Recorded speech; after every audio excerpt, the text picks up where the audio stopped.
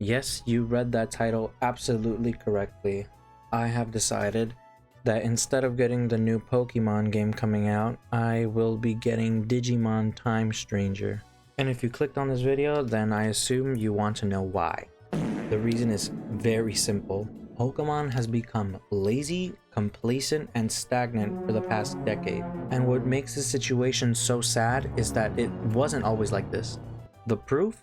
Go back all the way to Pokemon Fire Red. You can see the improvement from Fire Red to Soul Silver. You can see it in the environment, and when you go further to Pokemon Black and White 2, you can see it in the new sprites, in the color, in the animation, the newer mechanics that they've added like double battles or the new mechanic difficulty mode. But unfortunately, once you get to Pokemon X and Y, the improvements cease completely. You are locked into an easy mode. Megas that were a new gimmick added were completely removed after. The clothing system where you can dress up how you wanted and feel unique and distinct from other people was completely removed or altered in future games. The sprites were replaced with new 3D models that felt soulless and lifeless. They felt like empty shells. I can understand it's Pokemon's first attempt at 3D models. Alright, that's fine. Improve upon your idea now. But there have been absolutely little to no improvements for the past decade. You go from X and Y, and you look to Scarlet and Violet and Legend ZA, and visually, graphically, it looks disgusting. The textures look as if they're not rendered in. The optimization and performance are horrible. I have 15 frames during some cutscenes, and in the open world, the rendering of buildings is atrocious. You copy paste buildings and windows, it looks horrible. There's glitches everywhere. There's no indoors. All you have is menus when you enter a door. This looks like a half-baked mess. It looks like you released this game as a beta and you continue, and Pokemon continues to re-release the same story with slight alterations. You have 3 starters, a new rival, a new Team Rocket, beat the 8 gym leaders, to then beat the Elite Four, to beat the champion, and that's it. Roll your credits. It took them a decade, 9 years, to change the 3D models. And I'll give it to you here, Pokemon. Charizard is looking fiercer and Blastoise finally shoots out of his cannons. Something that should have been done from the beginning, but there's just a lack of innovation and effort that's coming in from Pokemon. And okay, if you can't make a 3D game, then go back to how you had it before, into that 2D/3D area. Just look at Gamma Emerald. You could have improved upon it just like this, and it would have been amazing. A unique game. But instead you choose to go down this path that we all can see is not working out for you. Which is the reason for Palworld's success. It was new, it was fresh, the pals had personality, and it was goofy and hilarious at times, and it felt like the developers actually cared about the game that they were producing and the people playing it.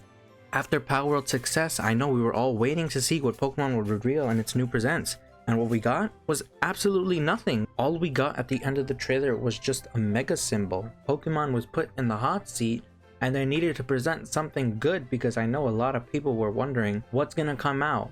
After Palworld, you better produce something good. And they showed nothing. My theory was that they had absolutely nothing to show, so instead they showed the mega symbol at the end, because as many of you know, Pokemon fans, a majority of them, loved and wanted megas to return since X and Y, and I feel like they just used the mega hype to give hope to people and to quench most people's thirst for Pokemon. But this video is about why I won't be getting ZA, so let me just get into that real quick. I'll just start off by saying this. As I was recording the background footage for this video, I thought the quality of the YouTube video I was watching was at 420p. But no, that's just how it is. That's how it's gonna run on Switch 1. If you don't like the quality, then you just better hope you have a Switch 2. As for me, I'm just choosing not to get it. But this brings up an important point. If I want to have a decent experience with your $70 Pokemon game, I need to buy a Switch 2. Yet another reason I have for not supporting Nintendo is because they choose to sue Pokemon instead of just using this opportunity to make their games better. Palworld did what the fans have wanted Pokemon to do for the past decade. They actually showed that they cared, and they made the pals do everything you would want your Pokemon to do. Just take a look at ZA. The graphics, the optimization, and performance are mediocre at best for Switch 1.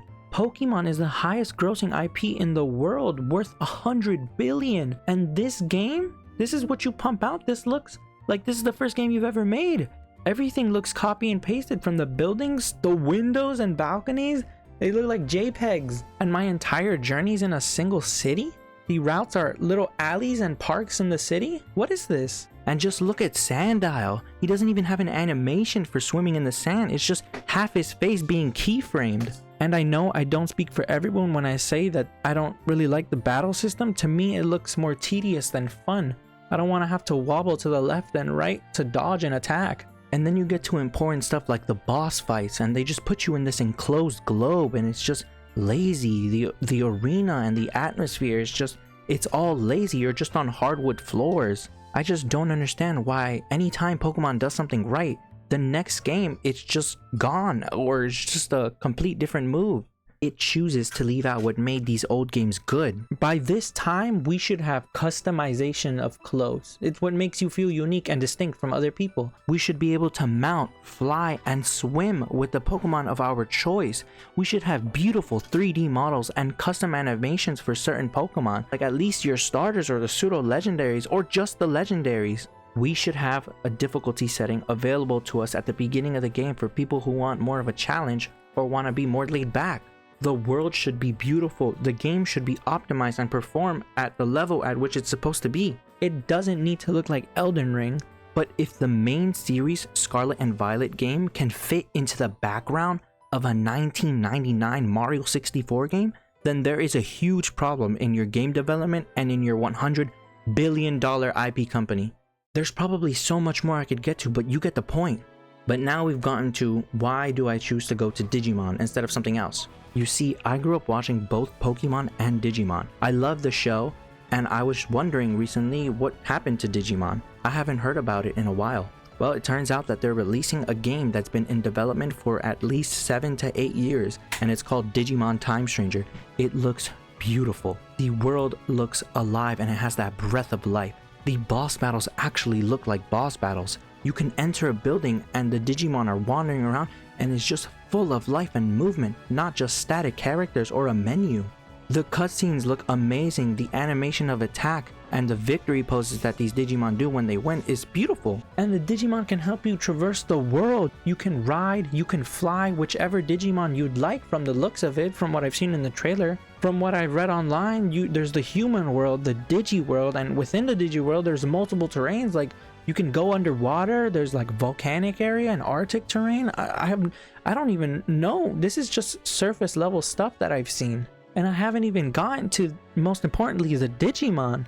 I didn't know this, but in Digimon, you have multiple evolution paths. Think about it like if Charmander can become Charizard, yeah, but he can also become Garchomp or Salamence or whoever, Gyarados. He can become whatever. Well, not everything. They can't become everything, right? But they have multiple paths that they can go down. Let's say you don't like one of them. Let's say you become Gyarados and then you're like, I don't really like this. Well, you can de-digivolve. The trailers were saying that you can revert back to your kid stage and choose a different path. If I became Gyarados and I didn't like it, I could go become Garchomp. And these are all insane mechanics that I've never seen. I've never played a game like this. Yeah, just to remind you, this is just surface level things that I've noticed from the trailers and reading online and watching videos. I've never played a Digimon game in my life, but I feel like this might be the first one I will. And both ZA and Digimon Time Stranger are coming out early October this year. The monster catching genre is growing so much. I mean, even Hoyoverse is making a monster catching game. And there's also one called Anima, and that looks beautiful. And I don't want you to believe that I made this video just to smack talk Pokemon and convince you to go play the Digimon game. I wish the Pokemon games would be what we all know they could and should be. They have the resources and they have no excuse. I feel like I've given Pokemon more than enough time to get better, and I feel like other games deserve the chance that I've given Pokemon for years. This time, I'm choosing to give that chance to Digimon.